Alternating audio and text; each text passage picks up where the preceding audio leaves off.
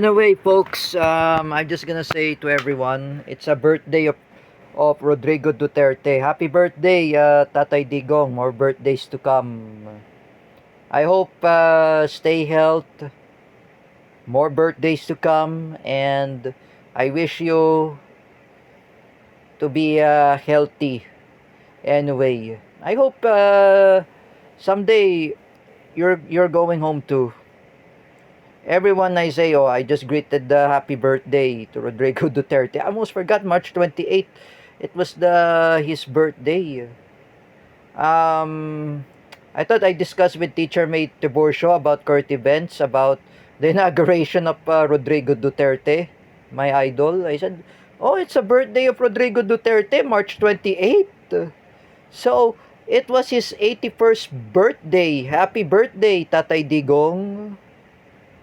Oh, I'm just saying happy birthday. Oh, I hope he should be stay healthy because I just said to everyone who were supporters of Rodrigo Duterte. I'm also a Duterte supporter. Oh, we are neutral. We are non-political. I reprimand Kuya Dan Mardayaw that he will not fight anymore because for me, I hate too much fightings. I reprimand him and I said, oh, all the millions of Filipinos, we're being scammed by Bongbong Marcos. So, we're always to be scammed.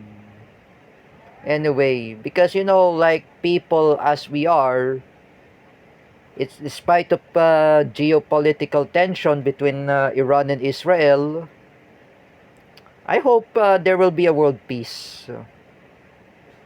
But I'm the one who greeted happy birthday to Rodrigo Duterte. But tomorrow it's my sister's birthday, so I said it. That was her birthday also. So much birthdays in March.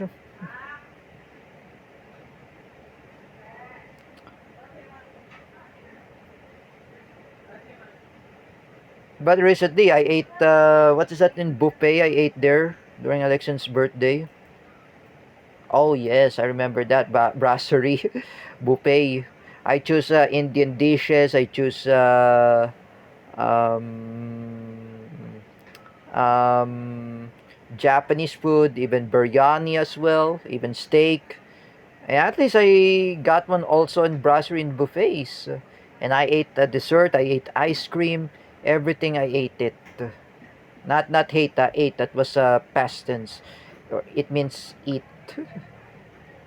Yeah, but it's quite delicious. So for me guys, I just said to Danmar Dayaw, Danmar, with all due respect, you need to leave the Marcos loyalist. If you are a supporter of Rodrigo Duterte, I say to Danmar Dayaw, let us be neutral. Let us be non-political. I said non-political. Look at Bam Hernando. Oh, he's a pro-Duterte. He's a Duterte supporter. Oh, he's non-political. He's neutral. Oh, let us be neutral. Because, Danmar, everyone are being scammed by Bongbong Marcos. Oh, if I say again, I warn Sangkay Janjan, Teacher Alexandra Pagkalinawan, Romeo TV Vlog, Ate Dina Guillermo. Oh, they should never support Bongbong Marcos because Bongbong Marcos is really bangag. That's why you remember my schoolmate during the time I was with Teacher May's class, John Mendoza, who's also cerebral palsy. John Mendoza got scammed by Bongbong Marcos. He requested Kuya Julio to vote Bongbong Marcos way back 2022. Oh, John Mendoza was not actually a voter register. It was Kuya Julio is a voter register. He was his caretaker. I know John Mendoza had realized himself that he was scammed by Bongbong Marcos. Oh, nabudol si John Mendoza. Oh, You know, Danmar, enough about Bongbong Marcos. He is a drug addict. He's a scammer. He's a worst president of the Philippines. He's bangag. Oh. And he's really a spoiled brat. He's really imbecile. Oh, why did you praise at him? I suggest to you, Danmar, if you love Rodrigo Duterte, you have to be neutral. You have to be non-political. Like Cedric Mariano. Oh, Cedric Mariano got scammed by Bongbong Marcos. Oh, because I know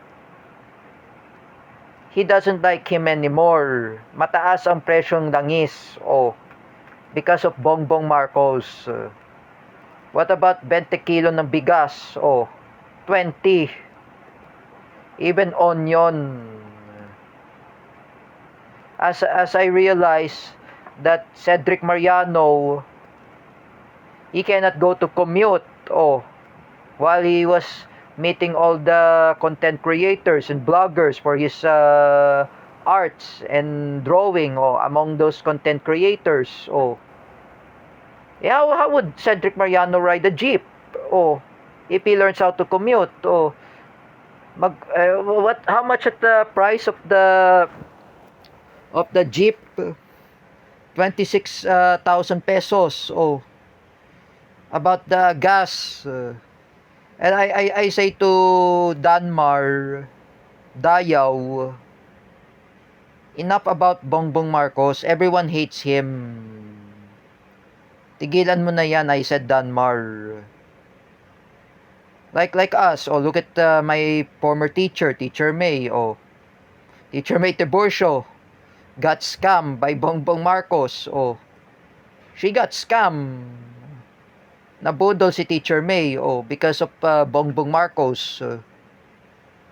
And even all of us, we got scammed by Bongbong Marcos, Jens Manaid, Nikki Miranda, and my other CDIFI friends. Oh, who got scammed. Oh, even Stefan Pimentel. He got also a scam by Bongbong Marcos. Oh, even as well as Bill Galang. Oh, they got scam also. We're being scammed by bangag. If I were you, Danmar, I just want to tell you something. Enough about Marcos again. Enough. My friend Carlos Santos Fernandez got scammed by bangag. Oh, he got scammed by Marcos Jr. He got scammed. Oh, enough about that, Danmar.